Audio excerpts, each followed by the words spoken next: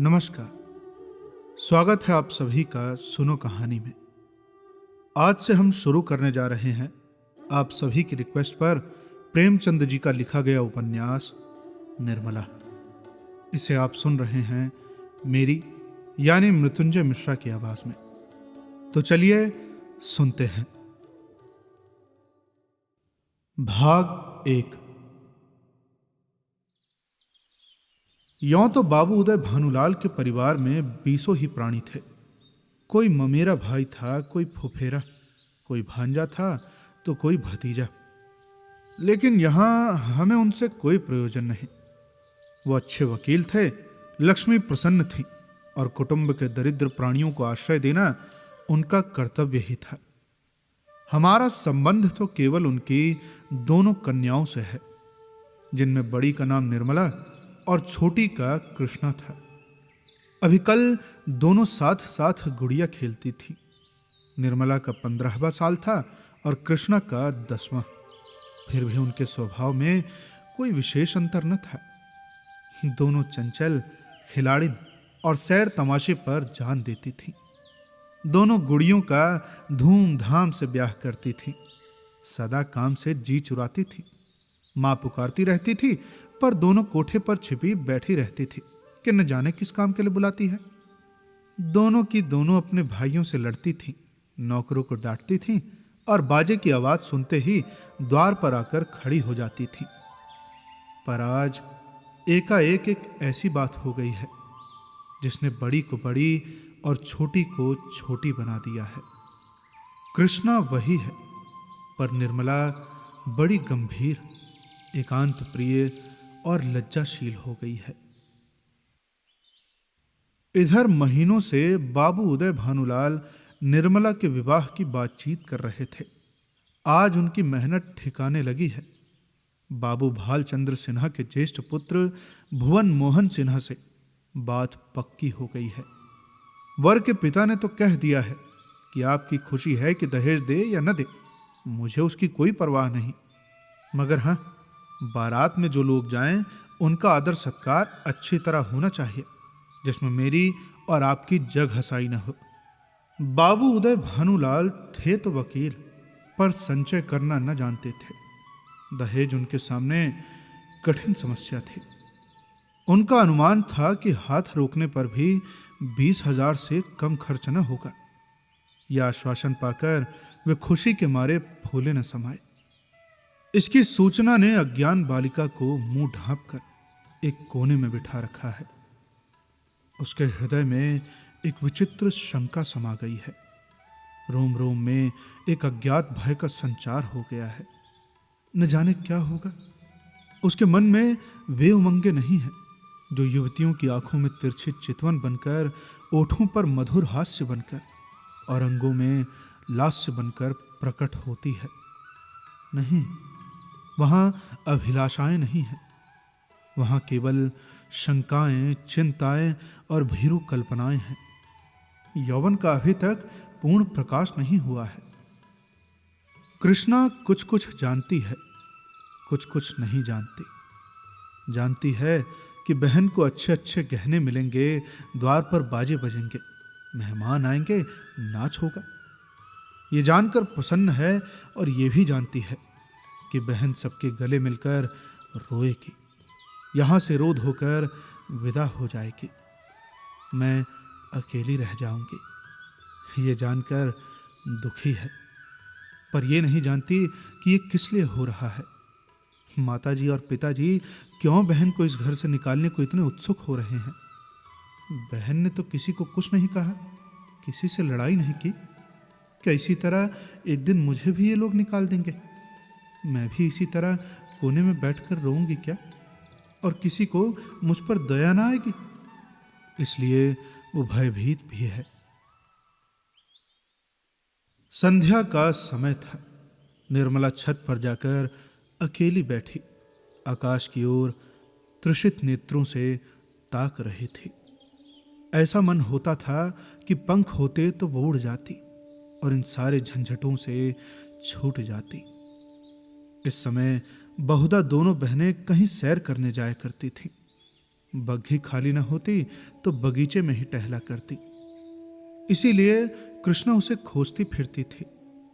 जब कहीं न पाया तो छत पर आई और उसे देखते ही हंसकर बोली, तुम यहां आकर छिपी बैठी हो और मैं तुम्हें ढूंढती फिरती हूं। चलो बग्घी तैयार कर आई हूं। निर्मला ने उदासीन भाव से कहा, तू जा, मैं न जाऊंगी। कृष्णा बोलती है, नहीं मेरी अच्छी दीदी, आज जरूर चलो, देखो कैसी ठंडी ठंडी हवा चल रही है। नहीं, मेरा मन नहीं चाहता, तू चली जा। कृष्णा की आंखें डबडबा आई, कांपती हुई आवाज से बोली, आज तुम क्यों नहीं चलती? मुझसे क्यों नहीं बोलती? क्यों इधर उधर छिपी छिपी फिरती हो? मेरा जी अकेले बैठे बैठे घबराता है। तुम न चलोगी तो मैं भी न जाऊंगी, मैं ही तुम्हारे साथ बैठी रहूंगी। निर्मला, और जब मैं चली जाऊंगी तब क्या करेगी? तब किसके साथ खेलेगी और किसके साथ घूमने जाएगी, बता। कृष्णा, मैं भी तुम्हारे साथ चलूंगी, अकेले मुझसे यहां न रहा जाएगा। निर्मला मुस्कुरा कर बोली, तुझे अम्मा न जाने देंगी। कृष्णा, तो मैं भी तुम्हें न जाने दूंगी। तुम मम्मा से कह क्यों नहीं देती कि मैं न जाऊंगी? निर्मला, कह तो रही हूं, कोई सुनता है? कृष्णा, तो क्या ये तुम्हारा घर नहीं है? नहीं, मेरा घर होता तो कोई क्यों जबरदस्ती निकाल देता। कृष्णा, क्या क्या इसी तरह मैं भी किसी दिन निकाल दी जाऊंगी? और नहीं तो क्या, तू क्या बैठी रहेगी? अरे पागल, हम लड़कियां हैं, हमारा घर कहीं नहीं होता। तो क्या चंदर भी निकाल दिया जाएगा? चंदर तो लड़का है, उसे कौन निकालेगा? तो क्या दीदी, लड़कियां बहुत खराब होती होंगी ना? खराब न होती तो घर से भगाई क्यों जाती रे? मगर चंदर तो इतना बदमाश है, उसे कोई नहीं भगाता। हम तुम तो कोई बदमाशी भी नहीं करते। एकाएक चंदर धमधम करता हुआ छत पर आ पहुंचा और निर्मला को देखकर बोला, अच्छा आप यहाँ बैठी हैं? ओह, अब तो बाजे बजेंगे, दीदी दुल्हन बनेंगी, पालकी पर चढ़ेंगी। ओह ओह। चंदर का पूरा नाम चंद्रभानु सिन्हा था। निर्मला से 3 साल छोटा और कृष्णा से 2 साल बड़ा। निर्मला, चंदर मुझे चिढ़ाओगे तो अभी जाकर अम्मा से कह दूंगी। चंद्र, तो चिढ़ती क्यों हो? तुम भी बाजे सुनना। ओह ओह, अब तो आप दुल्हन बनोगी। क्यों किसने, तू बाजे सुनेगी ना? वैसे बाजे तूने कभी न सुने होंगे। कृष्णा, क्या बैंड से भी अच्छे होंगे? चंद्र, हाँ हाँ, बैंड से भी अच्छे, अरे 1000 गुना अच्छे, अरे 1,00,000 गुना अच्छे। तुम जानो क्या, एक बैंड सुन लिया तो समझने लगी कि उससे अच्छे बाजे नहीं होते। अरे बाजे बजाने वाले लाल लाल वर्दियां और काली काली टोपियां पहने होंगे, ऐसे खूबसूरत मालूम होंगे कि तुमसे क्या कहूं। आतिशबाजियां भी होंगी, हवाइयां आसमान में उड़ जाएंगी और वो तारों में लगेंगी तो लाल पीले हरे नीले तारे टूट कूट कर गिरेंगे, बड़ा मजा आएगा। कृष्णा, और क्या क्या होगा चंदन, बता दे मेरे भैया। चंद्रभानु, अच्छा मेरे साथ घूमने चल तो रास्ते में सारी बातें बता दूं। ऐसे ऐसे तमाशे होंगे कि देखकर तेरी आंखें खुल जाएंगी। अरे हवा में उड़ती हुई परियां होंगी, सचमुच की परियां। कृष्णा, अच्छा चलो, लेकिन न बताओगे तो मारूंगी। चंद्रभानु और कृष्णा चले गए, पर निर्मला अकेली बैठी रह गई। कृष्णा के चले जाने से इस समय उसे बड़ा क्षोभ हुआ। कृष्णा, जिसे वो प्राणों से भी अधिक प्यार करती थी, आज इतनी निठुर हो गई, अकेले छोड़कर चली गई। बात कोई न थी, लेकिन दुखी हृदय दुखती हुई आंख है, जिसमें हवा से भी पीड़ा होती है। निर्मला बड़ी देर तक बैठी रोती रही। भाई बहन माता पिता सभी इसी भांति मुझे भूल जाएंगे, सबकी आंखें फिर जाएंगी, फिर शायद इन्हें देखने को भी तरस जाऊं। बाग में फूल खिले हुए थे, मीठी मीठी सुगंध आ रही थी। चैत का शीतल मंद समीर चल रहा था। आकाश में तारे छिटके हुए थे। निर्मला इन्हीं शोकमय विचारों में पड़ी पड़ी सो गई और आंख लगते ही उसका मन स्वप्न देश में विचरने लगा। क्या देखती है कि सामने एक नदी लहरें मार रही है और वो नदी के किनारे नाव की बाट देख रही है। संध्या का समय है। अंधेरा किसी भयंकर जंतु की भांति बढ़ता चला जाता है। वो घोर चिंता में पड़ी हुई है कि कैसे यह नदी पार होगी, कैसे पहुंचूंगी। रो रही है कि कहीं रात न हो जाए, नहीं तो मैं अकेली यहां कैसे रहूंगी। एकाएक उसे एक सुंदर नौका घाट की ओर आती दिखाई देती है। वो खुशी से उछल पड़ती है और ज्यों ही नाव घाट पर आती है वो उस पर चढ़ने के लिए बढ़ती है, लेकिन ज्यों ही नाव के पटरी पर पैर रखना चाहती है उसका मल्लाह बोल उठता है, तेरे लिए यहां जगह नहीं है। वो मल्लाह की खुशामद करती है, उसके पैरों पड़ती है, रोती है, लेकिन वो ये कहे जाता है, तेरे लिए यहां जगह नहीं है, चल। एक क्षण में नाव खुल जाती है। वो चिल्ला चिल्ला कर रोने लगती है। नदी के निर्जन तट पर रात भर कैसे रहेगी। ये सोच वो नदी में कूदकर उस नाव को पकड़ना चाहती है कि इतने में कहीं से आवाज आती है, अरे ठहरो, नदी गहरी है, डूब जाओगी। वो नाव तुम्हारे लिए नहीं है, मैं आता हूं ना, मेरी नाव में बैठ जाओ, मैं उस पार पहुंचा दूंगा। वो भयभीत होकर इधर उधर देखती है कि ये आवाज कहां से आई। थोड़ी देर के बाद एक छोटी सी डोंगी आती दिखाई देती है। उसमें न पाल है, न पतवार है और न मस्तूल। पैदा फटा हुआ है, तख्ते टूटे हुए। नाव में पानी भरा हुआ है और एक आदमी उसमें से पानी उलीच रहा है। वो उससे कहती है, ये तो टूटी हुई है भैया, ये कैसे पार लगेगी। मल्लाह कहता है, तुम्हारे लिए यही भेजी गई है, आकर बैठ जाओ। वो एक क्षण सोचती है, इसमें बैठूं या ना बैठूं। अंत में वो निश्चय करती है कि बैठ जाऊं। यहां अकेली पड़ी रहने से नाव में बैठ जाना फिर भी अच्छा है। किसी भयंकर जंतु के पेट में जाने से तो यही अच्छा है कि नदी में डूब जाऊं। कौन जाने नाव पार पहुंच ही जाए। ये सोचकर वो प्राणों को मुट्ठी में लिए हुए नाव पर बैठ जाती है। कुछ देर तक नाव डगमगाती हुई चलती है, लेकिन प्रतिक्षण उसमें पानी भरता जाता है। वो भी मल्लाह के साथ दोनों हाथों से पानी उलीचने लगती है, यहाँ तक कि उनके हाथ रह जाते हैं, पर पानी बढ़ता ही चला जाता है। आखिर में नाव चक्कर खाने लगती है। मालूम होती है कि अब डूबी, अब डूबी। तब वो किसी अदृश्य सहारे के लिए दोनों हाथ फैलाती है, मगर नाव नीचे जाती है और उसके पैर उखड़ जाते हैं। वो जोर से चिल्लाई और चिल्लाते ही उसकी आंखें खुल गई। देखा तो माता सामने खड़ी उसका कंधा पकड़कर हिला रही थी। बाबू उदय भानुलाल का मकान बाजार बना हुआ है। बरामदे में सुनार के हथौड़े और कमरे में दर्जी की सुइयां चल रही हैं। सामने नीम के नीचे बड़ाई चारपाइयां बना रहा है। खपरेल में हलवाई के लिए भट्ठा खोदा गया है। मेहमानों के लिए अलग एक मकान ठीक किया गया है। ये प्रबंध किया जा रहा है कि हर एक मेहमान के लिए एक एक चारपाई, एक एक कुर्सी और एक एक मेज हो। हर 3 मेहमानों के लिए एक एक कहार रखने की तजवीज हो रही है। अभी बारात आने में 1 महीने की देर है, लेकिन तैयारियां अभी से हो रही हैं।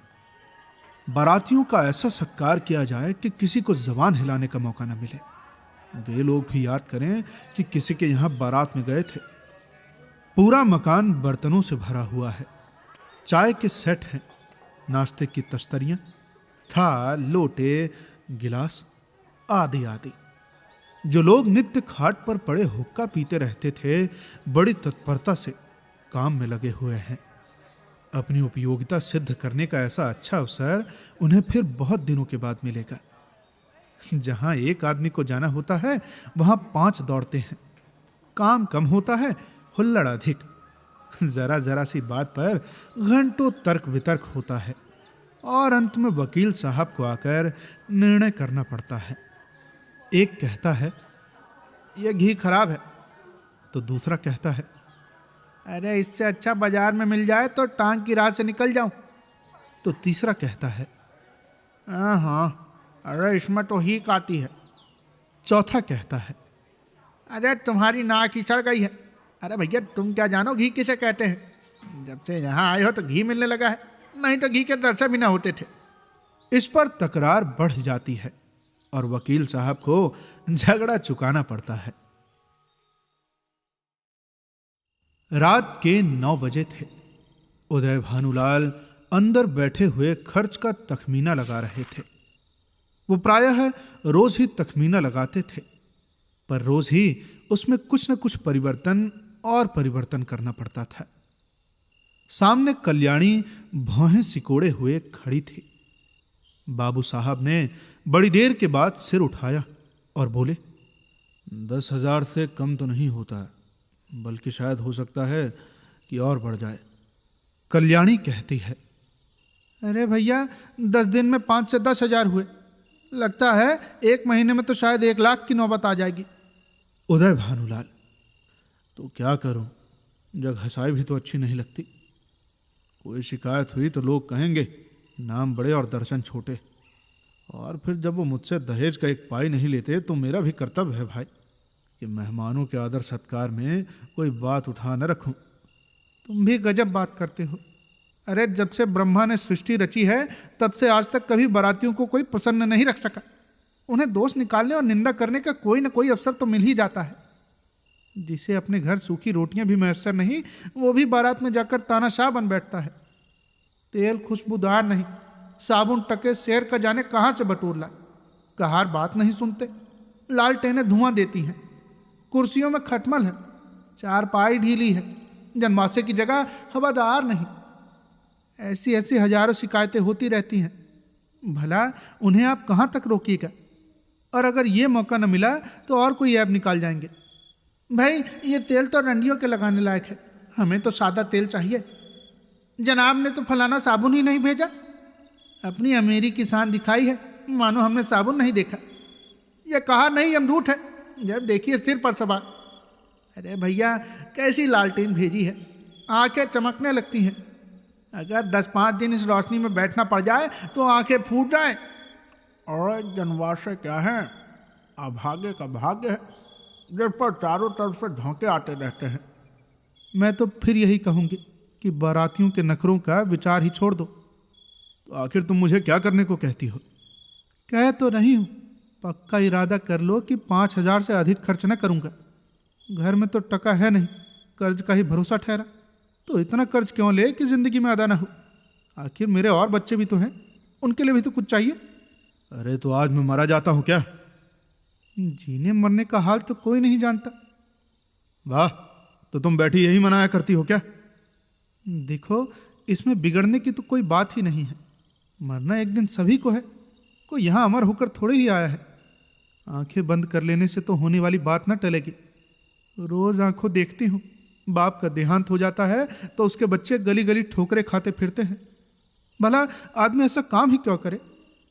उदय भानुलाल ने जल कर कहा, हाँ तो अब समझ लूं कि मेरे मरने के दिन निकट आ गए। यही तुम्हारी भविष्यवाणी है। अरे सुहाग से स्त्रियों का जीव उबते नहीं सुना था, आज तो भला यह नई बात मालूम हुई। अरे रंडापे में भी कोई सुख तो होगा ही। तुमसे तो दुनिया की कोई भी बात कही जाती है तो जहर उगलने लगते हो, इसीलिए कि जानते हो कि इसे कहीं ठिकाना नहीं है। मेरी ही रोटियों पर पड़ी हुई है, या फिर और कुछ। जहां कोई बात कही बस सिर हो गए, मानो मैं घर की लौंडी हूं। अरे मेरा केवल रोटी और कपड़े का नाता है क्या? जितना ही मैं दबती हूं तुम और भी दबाते जाते हो। अरे मुफ्त खोर में माल उड़ाए कोई मुंह न खोले, शराब कबाब में रुपए लुटे कोई जनाब सिर न हिलाए। अरे वे सारे कांटे मेरे बच्चों के लिए ही तो बोए जा रहे हैं। उदय भानुलाल, अरे तो मैं क्या तुम्हारा गुलाम हूं? तो क्या मैं तुम्हारी लौंडी हूं? ऐसा है कल्याणी, ऐसे मर्द और होंगे जो औरतों के इशारे पर नाचते हैं। हाँ तो ऐसी स्त्रियां भी और होंगी जो मर्दों की जूतियां सहा करती हैं। मैं कमा कर लाता हूं, जैसा चाहूं वैसे खर्च कर सकता हूं, किसी को कोई बोलने का अधिकार नहीं है। ओहो, तो ऐसा है, आप अपना घर संभालिए। ऐसे घर को मेरा दूर ही से सलाम है जहां मेरी कोई पूछ नहीं है।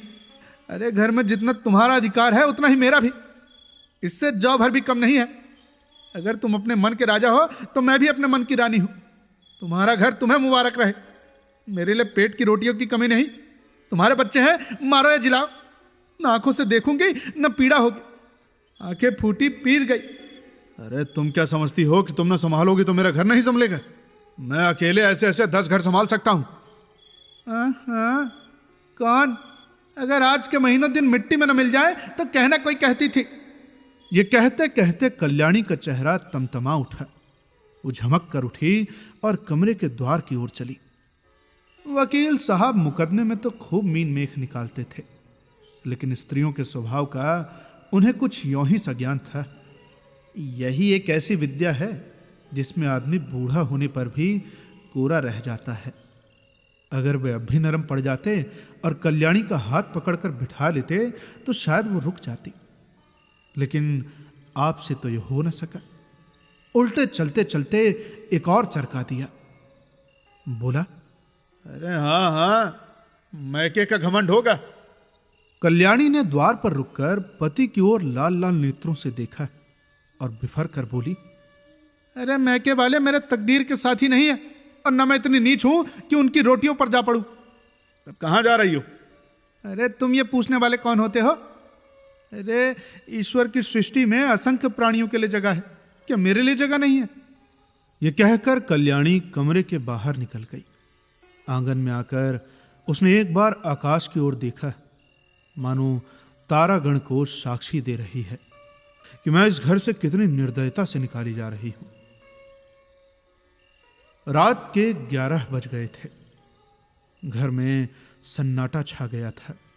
दोनों बेटों की चारपाई उसी के कमरे में रहती थी। वो अपने कमरे में आई, देखा चंद्रभानु सोया है। सबसे छोटा सूर्यभानु चारपाई पर उठ बैठा है। माता को देखते ही वो बोला, तुम कहां गई थी अम्मा? कल्याणी दूर ही से खड़े खड़े बोली, कहीं तो नहीं बेटा, तुम्हारे बाबूजी के पास गई थी। तुम तली दई तो मुझे अकेले दल लगता था। तुम क्यों तली दई थी, बताओ? यह कहकर बच्चे ने गोद में चढ़ने के लिए दोनों हाथ फैला दिए। कल्याणी अब अपने को रोक न सकी। मातृ स्नेह के सुधा प्रवाह से उसका संतप्त हृदय परिप्लावित हो गया। हृदय के कोमल पौधे जो क्रोध के ताप से मुरझा गए थे, फिर हरे हो गए। आंखें सजल हो गई।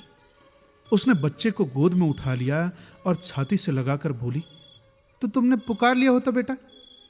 पुतालता तो था, तुम सुनती न थी। बताओ, अब तो कभी न दाव दी। नहीं भैया, अब नहीं जाऊंगी। यह कहकर कल्याणी सूर्यभानु को लेकर चारपाई पर लेटी। मां के हृदय से लिपटते ही बालक निशंक होकर सो गया। कल्याणी के मन में संकल्प विकल्प होने लगे। पति की बातें याद आती तो मन होता कि घर को तिलांजलि देकर चली जाए, लेकिन बच्चों का मुंह देखती तो वात्सल्य से चित्त गदगद हो जाता। बच्चों को किस पर छोड़कर जाऊं? मेरे इन लालों को कौन पालेगा? ये किसके होकर रहेंगे? कौन प्रातः काल इन्हें दूध और हलवा खिलाएगा? अरे कौन इनकी नींद सोएगा, इनकी नींद जागेगा? बेचारे कौड़ी के 3 हो जाएंगे। नहीं प्यारो, मैं तुम्हें छोड़कर नहीं जाऊंगी। तुम्हारे लिए सब कुछ सह लूंगी। निरादर, अपमान, जली कटी, खोटी खरी, घुड़की झिड़की, सब तुम्हारे लिए सह लूंगी। कल्याणी तो बच्चे को लेकर लेटी, पर बाबू साहब को नींद ना आई। उन्हें चोट करने वाली बातें बड़ी मुश्किल से भूलती थी। ये मिजाज, उफ, मानो मैं ही इनकी स्त्री हूं। अरे भाई, बात मुंह से निकालना मुश्किल है। अब मैं इनका गुलाम होकर रहूं? घर में अकेली ये रहे और बाकी जितने अपने बेगाने हैं सब निकाल दिए जाए। कुछ नहीं, बस जला करती है, मनाती है कि किसी तरह मरे तो मैं अकेले आराम करूं। अरे दिल की बात तो मुंह से निकल ही आती है, चाहे कोई कितना ही छुपाए। कई दिन से देख रहा हूं ऐसे ही जली कटी सुनाया करती है। मैके का घमंड होगा, लेकिन वहां भी कोई न पूछेगा। अभी तो सब आओ भगत करते हैं, जब जाकर सिर पर पड़ जाएगी ना तो आटे दाल का भाव मालूम हो जाएगा, रोती हुई जाएगी। वाह रे घमंड, सोचती है मैं ही ये गृहस्थी चलाती हूँ। अरे अभी 4 दिन को कहीं चला जाऊं तो मालूम हो जाएगा, सारी शेखी किरकिरी हो जाएगी। एक बार इसका घमंड तोड़ ही दूं, जरा वैधव्य का मजा भी चखा दूं। न जाने इसकी हिम्मत कैसे पड़ती है कि मुझे ये कूसने लगती है। मालूम होता है प्रेम से छू नहीं गया, ये समझती है ये घर से इतना चिमटा हुआ है कि इसे चाहे कितना कोसूं, तलने का नाम न लेकर। यही बात है, पर यहां संसार से चिमटने वाले जीव नहीं हैं। जहन्नुम में जाए घर, जहां ऐसे प्राणियों से पाला पड़े। घर है या नरक? अरे भाई, आदमी बाहर से थका मांदा आता है तो उसे घर में आराम मिलता है, यहां तो आराम के बदले कोसने सुनने पड़ते हैं। मेरी मृत्यु के लिए व्रत रखे जाते हैं। यह है 25 वर्ष के दाम्पत्य जीवन का अंत। बस चल ही तू, जब देख लूंगा इनका सारा घमंड धूल में मिल गया और मिजाज ठंडा हो गया तो लौट आऊंगा। 4-5 दिन काफी होंगे। लो, तुम भी याद करोगी किसी से पाला पड़ा था। यही सोचते हुए बाबू साहब उठे, रेशमी चादर गले में डाली, कुछ रुपए लिए, अपना कार्ड निकालकर दूसरे कुर्ते की जेब में रखा, छड़ी उठाई और चुपके से बाहर निकले। सब नौकर नींद में मस्त थे, मगर कुत्ता आहट पाकर चौंक पड़ा और उनके साथ हो लिया। पर यह कौन जानता था कि ये सारी लीला विधि के हाथों रची जा रही है। जीवन रंगशाला का वो निर्दय सूत्रधार किसी अगम गुप्त स्थान पर बैठा हुआ अपनी जटिल क्रूर कीड़ा दिखा रहा है। ये कौन जानता था कि नकल असल होने जा रही है, अभिनय सत्य का रूप ग्रहण करने वाला है। निशा ने इंदु को परास्त करके अपना साम्राज्य स्थापित कर लिया था। उसकी पैशाचिक सेना ने प्राकृति पर आतंक जमा रखा था। सद्वृत्तियां मुंह छिपाए पड़ी थीं और कुवृत्तियां विजय गर्व से इठलाती फिरती थीं। वन में वन्य जंतु शिकार की खोज में विचार रहे थे और नगरों में नर पिशाच गलियों में मंडराते फिरते थे। बाबू उदय भानुलाल लपके हुए गंगा की ओर चले जा रहे थे। उन्होंने अपना कुर्ता घाट के किनारे रखकर 5 दिन के लिए मिर्जापुर चले जाने का निश्चय किया था। उनके कपड़े देखकर लोगों को डूब जाने का विश्वास हो जाएगा। कार्ड कुर्ते की जेब में था, पता लगाने में कोई दिक्कत न हो सकती थी। दम के दम में सारे शहर में खबर मशहूर हो जाएगी। 8 बजते बजते तो मेरे द्वार पर सारा शहर जमा हो जाएगा। अरे तब देखूंगा देवी जी क्या करती हैं। यही सोचते हुए बाबू साहब गलियों में चले जा रहे थे। सहसा उन्हें अपने पीछे किसी दूसरे आदमी के आने की आहट मिली। समझे कि कोई होगा, आगे बढ़े, लेकिन जिस गली में वो मुड़ते उसी तरफ वो आदमी भी मुड़ता था। तब बाबू साहब को आशंका हुई कि आदमी मेरा पीछा कर रहा है। ऐसा आभास हुआ कि इसकी नीयत साफ नहीं है। उन्होंने तुरंत जेबी लालटेन निकाली और उसके प्रकाश में उस आदमी को देखा। एक बलिष्ठ मनुष्य कंधे पर लाठी रखे चला आता था। बाबू साहब उसे देखते ही चौंक पड़े। ये तो शहर का छटा हुआ बदमाश था। 3 साल पहले उस पर डाके का अभियोग चला था। उदय भानु ने उस मुकदमे में सरकार की ओर से पैरवी की थी और इस बदमाश को 3 साल की सजा दिलाई थी। तभी से वो इनके खून का प्यासा हो रहा था। कल ही वो छूट कर आया था। आज देवात साहब अकेले रात को दिखाई दिए तो उसने सोचा कि ये इनसे दांव चुकाने का अच्छा मौका मिला है। ऐसा मौका शायद ही फिर कभी मिले। तुरंत पीछे हो लिया और वार करने की घात में ही छिपा था कि बाबू साहब ने जेबी लालटेन जलाई। बदमाश जरा ठिठक कर बोला, क्यों बाबूजी, पहचानते हो ना, मैं हूं मताई। बाबू साहब ने डपट कर कहा। तुम मेरा पीछा क्यों कर रहे हो? मताई बोला। क्यों भैया, अब क्या किसी को रास्ता चलने की भी मनाही है क्या? ये गली तुम्हारे बाप की है। बाबू साहब जवानी में कुश्ती लड़े थे, अब भी हष्ट पुष्ट आदमी थे, दिल के भी कच्चे न थे। छड़ी संभाल कर बोले, लगता है अभी शायद मन नहीं भरा, अब की 7 साल को जाओगे? मताई बोला। अरे मैं 7 साल को जाऊंगा या 14 साल को, पर तुम्हें जिंदा ना छोड़ूंगा।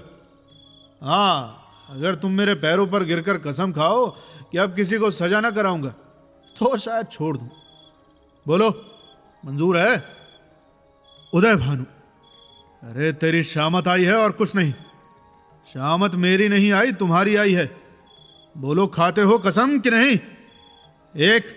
अरे हटो, हटते हो कि पुलिसमैन को बुलाऊं? 2।